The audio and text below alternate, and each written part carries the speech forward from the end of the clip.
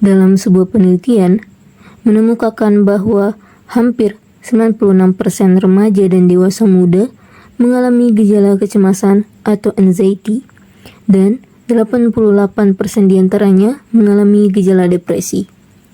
Gangguan kecemasan ini sangat banyak terjadi di Indonesia, apalagi di kalangan remaja dan dewasa muda. Maka dari itu, kami kelompok 5 komunikasi kesehatan yang terdiri dari Nur Ezagani, Muhammad Fauzan Badaru, Nadenia Triska Risanti, Frili Dwi Maharani, Nur Fiana, dan Nur Adilia tertarik untuk mengangkat materi ini.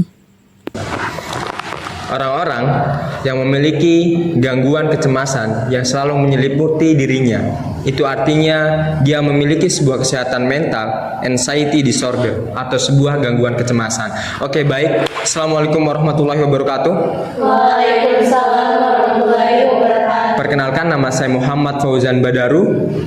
Sebuah kata pengantar yang saya hantar untuk saya melanjutkan sesi sharing pada sore hari ini. Kesehatan mental atau anxiety disorder atau gangguan kecemasan.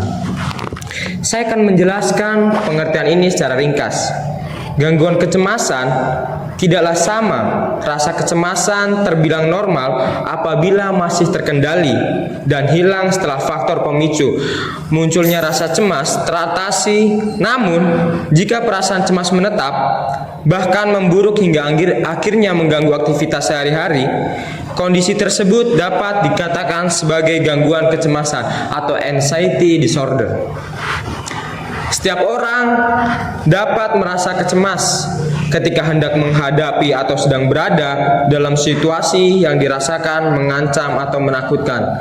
Untuk kita yang berumuran 20 ke atas atau memasuki usia remaja, sebenarnya setiap orang memiliki masa-masa ini, tapi beda-beda orang, beda-beda cara mengatasi.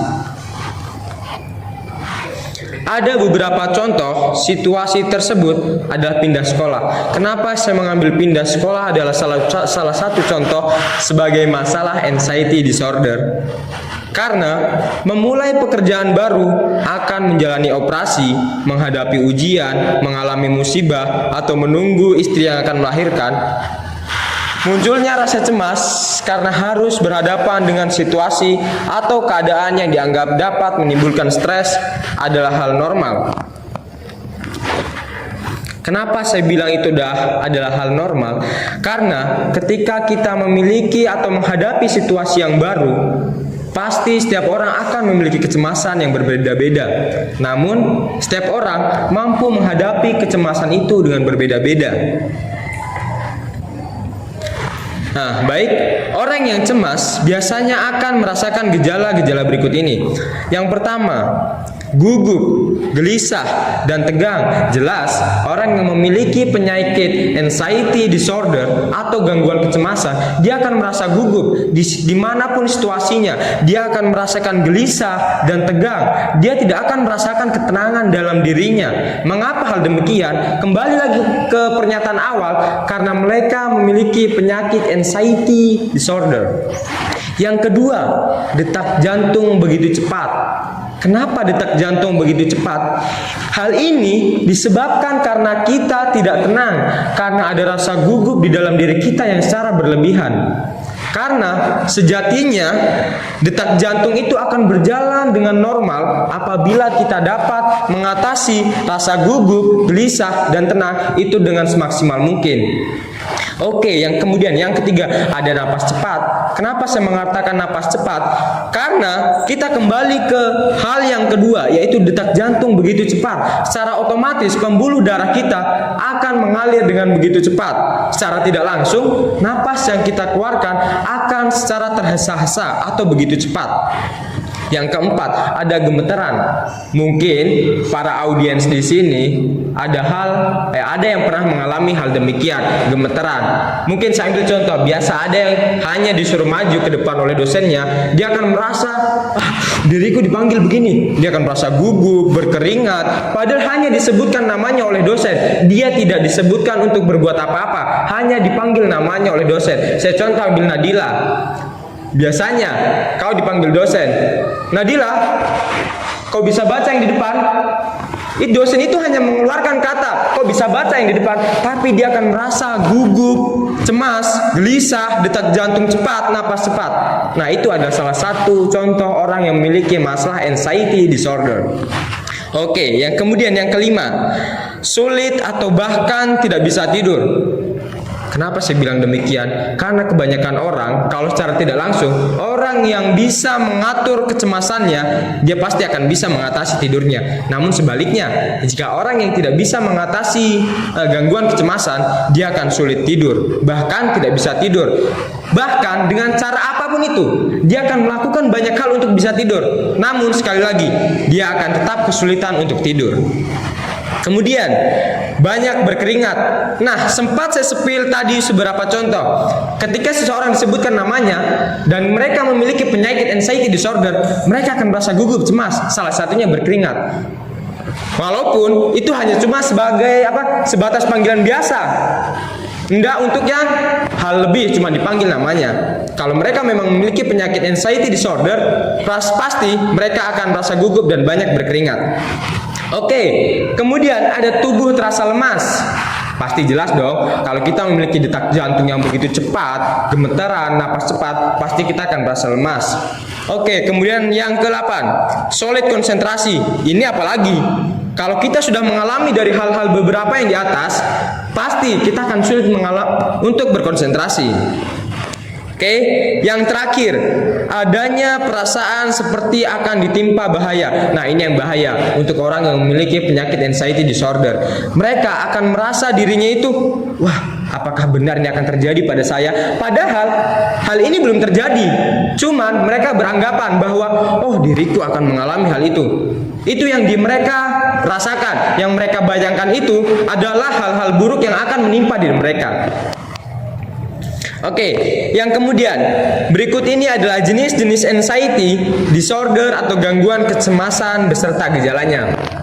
Yang pertama itu ada gangguan kecemasan umum atau generalized anxiety disorder. Seseorang yang menderita gangguan kecemasan bisa merasa khawatir atau cemas berlebihan secara terus-menerus terhadap berbagai hal, mulai dari pekerjaan, kesehatan, hingga hal-hal yang sederhana dan wajar terjadi sehari-hari, seperti berinteraksi dengan orang lain. Nah, kenapa hal ini menjadi salah satu jenis-jenis atau gangguan kecemasan umum? Ternyata anxiety disorder tidak terjadi pada hanya pekerjaan, namun kesehatan hingga hal-hal sederhana yang saya contohkan tadi. Ketika seseorang mahasiswa ditunjuk atau disebut namanya oleh dosen, nah, mahasiswa ini memiliki penyakit anxiety disorder, maka mereka akan merasakan beberapa gejala-gejala yang disebutkan tadi di atas. Oke, kemudian ada fobia. Nah, ternyata fobia ini adalah salah satu penyakit anxiety disorder atau jenis-jenis anxiety disorder. Oke, saya akan bacakan sedikit. Fobia merupakan jenis gangguan anxiety yang membuat penderitanya memiliki rasa takut yang berlebihan dan cenderung tidak rasional terhadap suatu benda, binatang, atau situasi tertentu. Nah, ini yang bahaya dari fobia, teman-teman. Kenapa saya bilang fobia adalah suatu hal yang berbahaya dari jenis-jenis anxiety disorder ini? Karena ini tidak rasional sekali. Kita bukan hanya takut pada suatu benda, tapi kita bisa takut pada suatu binatang ataupun situasi-situasi tertentu. Salah satunya contoh, biasa ada orang yang tidak suka dirinya itu berada di keramaian. Itu salah satu contohnya. Ada juga orang yang tidak suka berada di kesepian. Ada juga orang yang tidak suka dirinya dipanggil namanya. Itu ada, teman-teman. Itu menurut dia adalah suatu kecemasan ketika namanya dipanggil orang lain oleh orang yang tidak dikenal. Betul enggak? Oke, saya lanjut. Yang ketiga, ada gangguan kecemasan sosial. Saya baca sedikit. Penderita gangguan kecemasan sosial atau fobia sosial memiliki kecemasan atau ketakutan yang luar biasa terhadap lingkungan sosial atau situasi ketika harus berinteraksi dengan orang lain. Nah, mungkin contoh yang saya sebutkan ini bisa masuk juga ke gangguan kecemasan sosial. Karena mereka adalah salah satu bentuk orang, bukan bentuk sih. Mereka itu adalah salah satu orang yang malas berinteraksi dengan makhluk sosial lainnya. Ada kan orang seperti itu? Itu adalah salah satu contoh penyakit anxiety disorder atau suatu penyakit gangguan kecemasan. Ini sungguh berbahaya, teman-teman. Perlu kita sadari, teman-teman. Penyakit ini memang kadang sering dianggap sepele oleh kita. Bahkan orang lain, iya apa sih? Orang cuma gitu juga. Kadang banyak yang beranggapan seperti itu. Lebay banget dia. Kalian perlu ketahui, teman-teman. Penyakit anxiety disorder ini adalah suatu penyakit dari dalam diri kita. Jadi, hanya kita yang dapat merasakan. Orang lain mungkin bisa berkata seperti itu, tapi berbeda dengan diri kita. Oke, yang keempat, ada PTSD atau Post Traumatic Stress Disorder. Nah, saya baca sedikit, teman-teman. Gangguan stres pasca trauma atau PTSD dapat muncul pada seseorang yang pernah mengalami kejadian traumatis atau berada di situasi berbahaya yang mengancam nyawa. Contohnya, tinggal di daerah konflik atau perang, terkena bencana alam, atau korban kekerasan. Nah, ini yang sedikit agak berbahaya sih, karena traumatik ini memang bisa diobati, tapi memerlukan beberapa waktu yang sedikit lama. Dari contoh ini, ada beberapa contoh. Dia seperti konflik dan perang. Saya mengambil contoh di Palestina. Mungkin sama teman-teman atau audiens kalian sudah beredar video beberapa balita atau seorang anak-anak. Dia setiap melihat orang, dia gemetar. Dia selalu terkencing-kencing. Mungkin sudah ada yang lihat? Sudah? Belum? Kalau belum mungkin nanti bisa di-share, videonya ada. Maksudnya dicari ya. Oke, kenapa saya bilang harus seperti itu? Itu adalah salah satu bentuk traumatic stress disorder. Oke, kemudian yang kelima, ada gangguan panik. Penderita gangguan panik yang bisa merasa takut atau panik tanpa alasan yang jelas. Anxiety dan serangan panik akibat gangguan ini dapat muncul kapan saja dan terjadi secara tiba-tiba atau berulang. Nah, ini yang kebanyakan anak muda sekarang miliki, penyakit anxiety disorder tentang gangguan panik ini. Mungkin ada beberapa teman yang keadaan semulanya itu dia merasa normal, dia biasa saja. Tapi ketika suatu hal yang merasa dia tidak senang dengan hal itu, dia akan merasakan gangguan panik yang berlebihan. Oke, kemudian yang keenam, ada gangguan obsesif kompulsif atau OCD.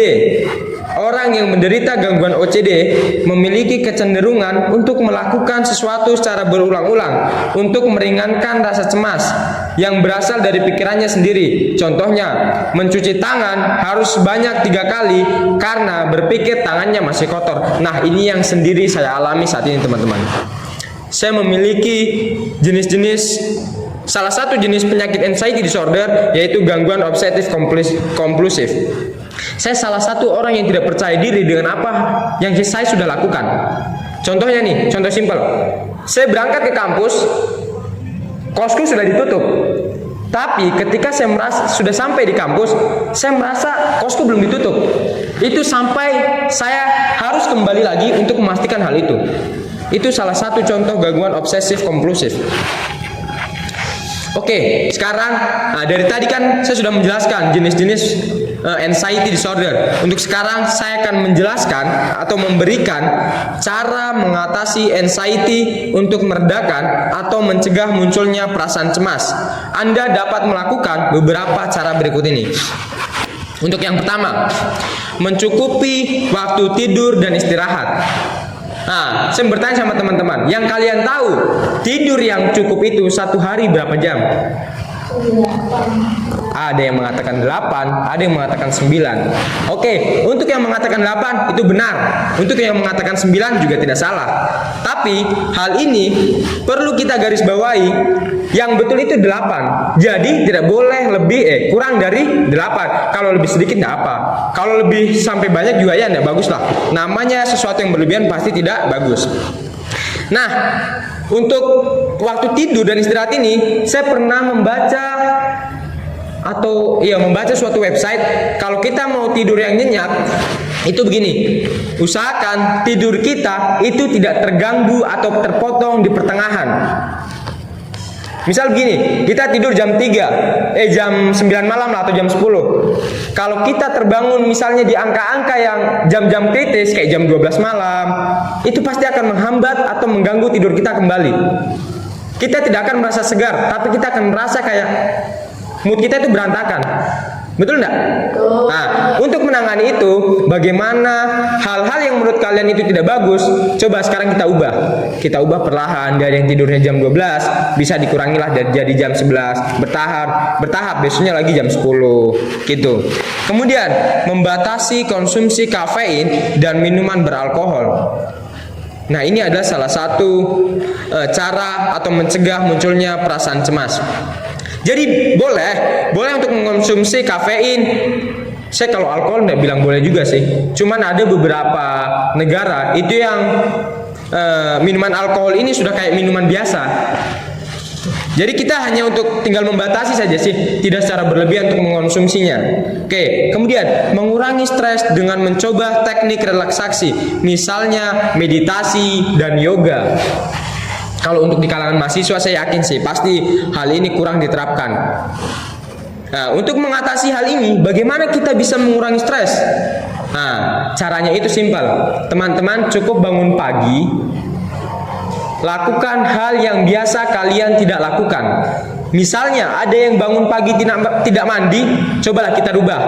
Habis bangun pagi kita langsung mandi, kita beraktivitas yang biasa kita tidak lakukan, cobalah lakukan. Memang di awal itu akan menyebabkan rasa kita kedongkolan hati, tapi cobalah bertahap. Pasti itu akan merubah gaya hidup kita. Kemudian yang keempat, melakukan aktivitas fisik atau berolahraga secara teratur. Nah, ini adalah salah satu hal yang sangat sulit dilakukan untuk kalangan remaja atau kalangan mahasiswa saat ini. Kenapa? Karena saya yakin dan percaya mahasiswa saat ini pasti bangunnya di atas jam 8, jam 9. Itu pun kalau ada dosen masuk jam 8, pasti kalian sudah mengeluhnya minta ampun.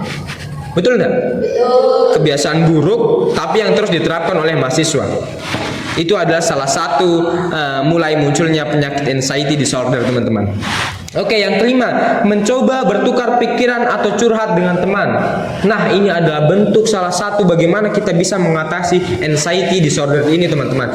Tapi ada beberapa hal yang perlu kita garis bawahi, teman-teman. Kenapa? Karena kita perlu mencari teman yang betul-betul mengerti apa yang kita utarakan, bukan hanya sebatas mendengarkan apa yang kita utarakan, teman-teman. Itu penting kita ketahui. Banyak orang yang mau mendengarkan tapi tidak mengerti apa yang kita katakan. Mereka hanya mendengarkan, teman-teman. Oke, mungkin itu adalah sedikit gambaran dari beberapa jenis penyakit anxiety disorder dan bagaimana cara kita mengatasinya, teman-teman. Oke, dari tadi kan saya yang berbicara. Mungkin dari teman-teman ada yang ingin bertanya tentang soal penyakit anxiety disorder ini, teman-teman. Saya persilahkan. Saya mau bertanya. Jadi saya mau bertanya Kak tentang anxiety ini kira-kira bisa sembuh total enggak ya kalau orang yang mengidap anxiety itu? Sekian, terima kasih. Saya mau bertanya, berapa lama bisa sembuh dari gangguan kecemasan ini? Oke, sekiranya itu saja pertanyaan dari saya. Terima kasih. Oke, terima kasih untuk pertanyaan yang sudah diberikan kepada pemateri. Kalau boleh tahu siapa namanya, Kak? Aziza. Oke, terima kasih untuk Kak Aziza. Nah, pertanyaannya, apakah anxiety bisa sembuh sempurna? Nah, tentu saja. Namun, perlu kita ketahui, rasa cemas tidak mungkin dapat dihilangkan sepenuhnya.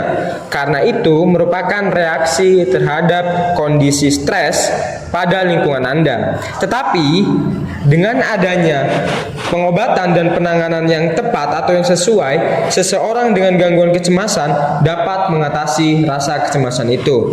Nah, jadi pertanyaannya itu, bisa sembuh sempurna enggak? Tentu, kalau mereka bisa mengatasi kecemasannya dirinya sendiri itu dengan tepat. Oke, baik, terima kasih. Mungkin sudah jelas? Ya.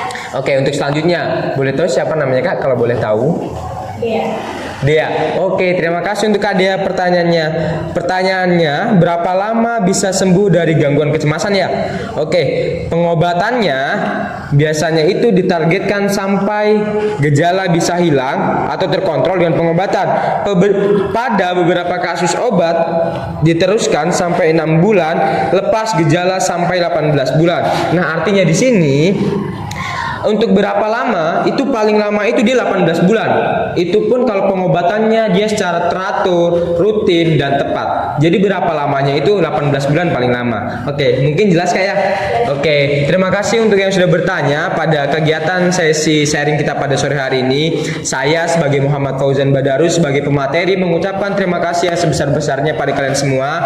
Saya ucapkan semoga kalian bisa mengatasi penyakit anxiety disorder ini kalau kalian punya. Tapi saya yakinlah untuk kalian semua di sini pasti bisa mengatasinya lah, karena kalian adalah salah satu mahasiswa-mahasiswa yang mengerti apa itu anxiety disorder. Oke, terima kasih semua. Semoga kita dapat berjumpa kembali. Oke, assalamualaikum warahmatullahi wabarakatuh.